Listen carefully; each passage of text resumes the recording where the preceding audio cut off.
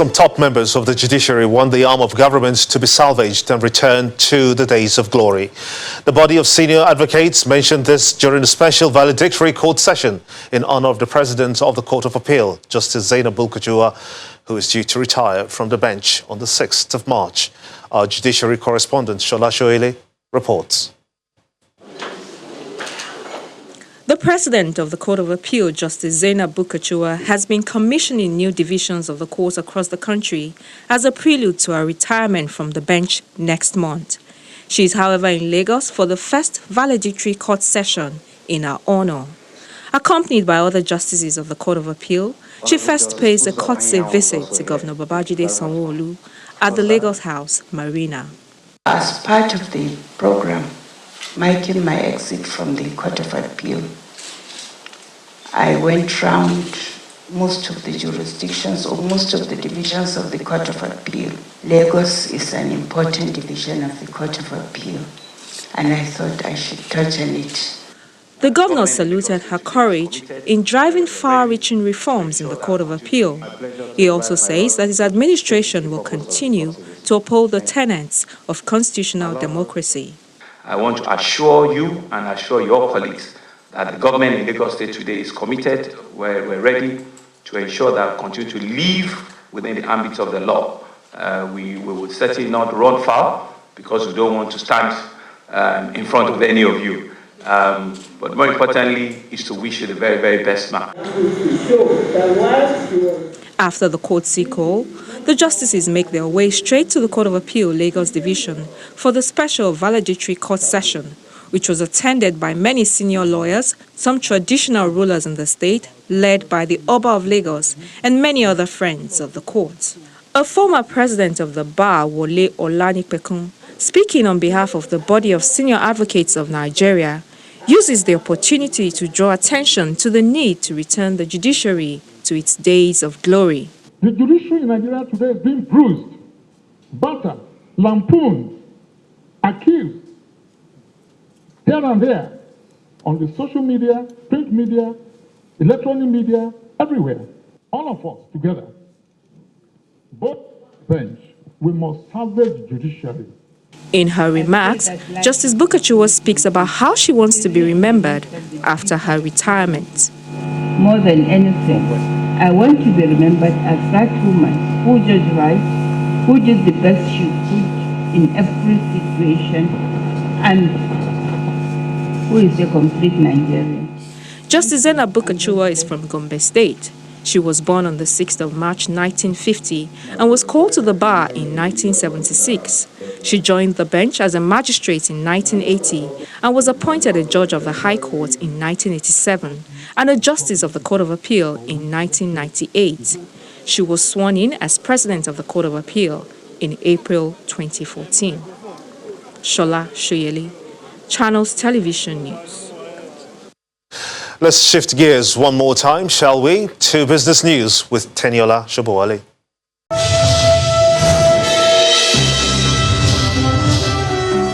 Thanks, Gimba. Welcome to Business News. The Federation Accounts Allocation Committee has shared a total of 647.35 billion naira to the federal, state and local governments as revenue disbursements for January. This was made known today by the Permanent Secretary in the Federal Ministry of Finance, Budget and National Planning at the FAC meeting in Lagos. The minister explains that the amount comprises required revenue, value-added tax, exchange gain, non-oil revenue and excess bank charges recovered.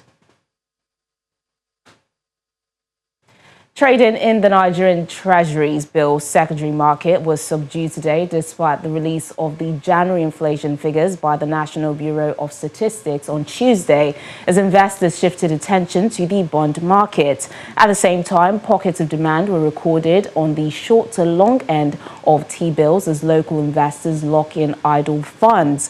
Traders expect demand to be sustained in Thursday's session as market players seek to reinvest incoming own maturities of around 650 billion naira. Meanwhile, at today's bond auction, the Debt Management Office fully allotted 100 billion naira worth of bonds, which include 30 billion naira of the April 2023 bond, 30 billion naira of April 2029 paper, and 40 billion naira of the April 2049 instrument at respective stop rates of 8.8%, 10.7%, and 12.2% each. Well, stock performance at the equities market remains weak on the back of persistent sell pressure by investors, as total volume of trades rises by 72.6% at the close of today's trading session. Layo Adegoke tells us more.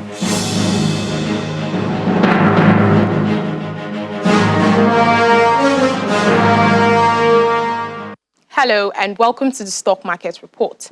The stock market maintains negative posture for a third day, down by 0.9% today, as investors extend sell pressure on some mid-cap and high-value equities on the NSE.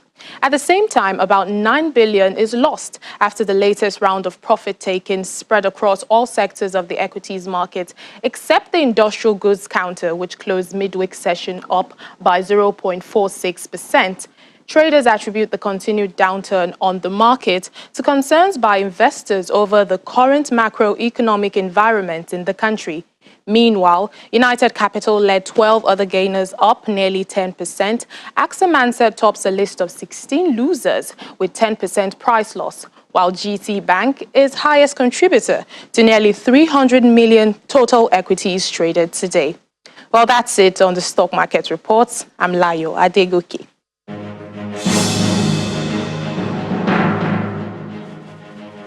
Thanks, Layo. Let's take a look at the global markets now. Strong economic data and rally in tech shares lifted stocks across Europe and the United States as investors continue to monitor the impact of the coronavirus on major economies. Here are the closing figures for the day.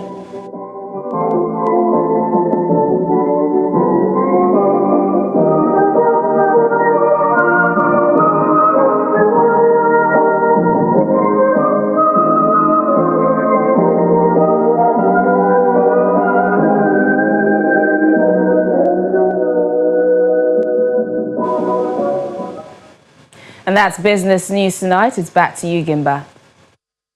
Brilliant. Many thanks indeed, Teniola. This year marks the 28th anniversary of CNN's Inside Africa, a weekly documentary featuring the continent's diversity through its different cultures, music, literature, and more. CNN chooses Lagos, Nigeria, the home country of Zenith Bank, and sponsors of the program for the past 12 years to celebrate this milestone. Staff of CNN and Zenith Bank PLC, as well as their guests, bring an atmosphere of gaiety into a room already charged with the festive mood. And why not? It's a celebration. Inside Africa is 20 years old, and Zenith Bank has sponsored it on CNN for 12 of those years. Who will tell them about the resources of Africa, the rich and expansive culture that abounds in Africa? Who is going to tell the story of how Africans have become so entrepreneurial in skills?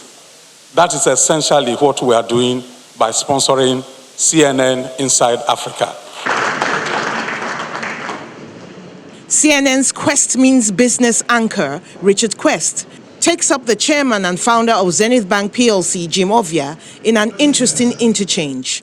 What do you want Inside Africa to be for the next 20 years? We will expect many African countries, particularly Nigeria, to be one of the top 20 nations of the largest economies in the world. We go in front of the war front. There's comedy, dinner, and music to enjoy.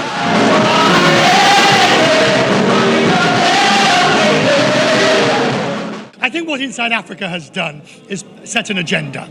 We're all familiar with the traditional view of Africa, one that's often negative. But through Inside Africa, we are able to focus and feature the uplifting, the aspirational, the breaking ground. Now, over the years, it has done that across a variety of subjects. The past 20 years of Inside Africa have been successful by everyone's estimates, so celebrations are in order. But CNN hopes to take the interaction with Zenith Bank to a higher level, making the program more reflective of the 2020s and showcasing a more digitized and contemporary Africa.